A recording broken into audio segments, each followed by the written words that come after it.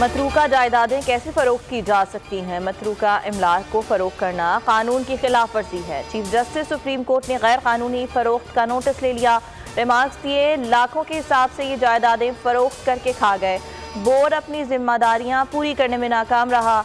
DGFIA फौरी तलब।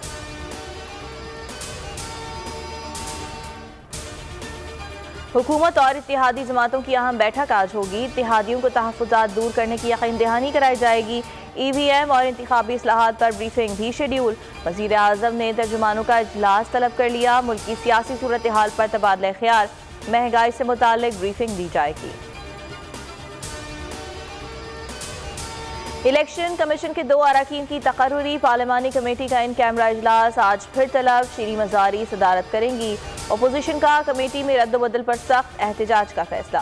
फवाद चौधरी और आजम स्वाति को निकालने का मुतालबा किया जाएगा।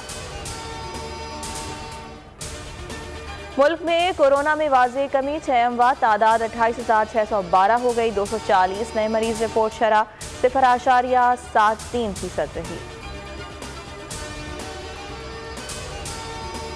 डेंगू की शिद्दत में कमी, पंजाब में 103 नए केसेस रिपोर्ट। गुजरांवाला में एक शख्स मोहलिक मच्छर का शिकार। इस्लामाबाद में महज 12 मरीज सामने आए।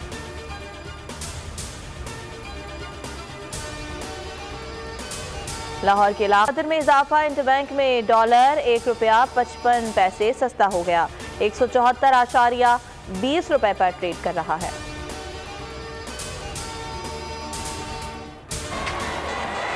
और ऑस्ट्रेलिया पहली बार T20 वर्ल्ड कप का चैंपियन बन गया। फाइनल में यकतरफा मुकाबले के बाद न्यूजीलैंड को 8 विकेटों से शिकस्त दे दी। 173 रन का हदफ बासानी 19वें ओवर में पूरा कर लिया। Mitchell Marsh man of the match करार। प्लेयर ऑफ द सीरीज का टाइटल डेविड वार्नर को मिला। कैंगरूज को चमचमाती ट्रॉफी और $16 लाख से इनाम दिया गया। ऑस्ट्रेलिया को फतह पर भरपूर जश्न, शानदार आतिशबाजी।